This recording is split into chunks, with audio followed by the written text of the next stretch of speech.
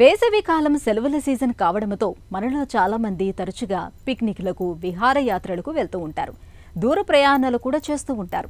అయితే ఇలాంటి పరిస్థితుల్లో బయట మండిపోయే ఎండలకు తోడుగా కొత్త ప్రాంతాల్లోని కొత్త వాతావరణం కారణంగా డీహైడ్రేషన్, వడదెబ్బ, వాంతులు, విరేచనాల వంటి సమస్యలు పలకరిస్తూ ఉంటాయి. ముఖ్యంగా కలుషిత నీటి మూలంగా సమస్యల తాకిడి పెరుగుతూ ఉంటుంది. ఈ నేపథ్యంలో తీవ్రమైన ఎండల మూలంగా డస్సిపోకుండా ఉండేందుకు డీహైడ్రేషన్, వడదెబ్బ వంటి సమస్యలను నివారించుకునేందుకు వేసవి ప్రయాణాల్లో ఎలాంటి జాగ్రత్తలు తీసుకోవాలో ఇప్పుడు తెలుసుకుందాం.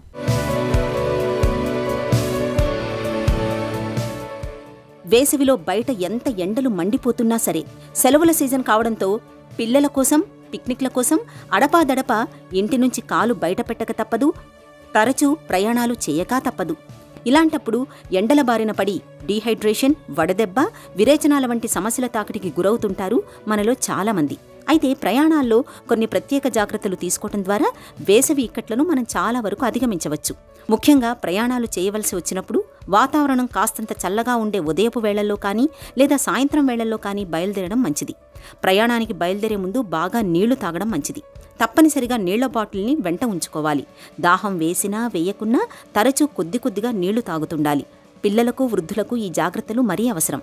వేసవిలో చల్లగా ఉంటాయి కదా అని పదే కూల్ డ్రింక్లను తాగడం మంచిది కాదు. అలాగే ఐస్ క్రీముల్ని కూడా ఎక్కువగా తినకూడదు. వీటికి బదులుగా నీటి శాతం ఎక్కువగా ఉండే పుచ్చకాయ, కర్బూజా, బొప్పాయి వంటి పళ్ళు తరచుగా తింటూ ఉండాలి.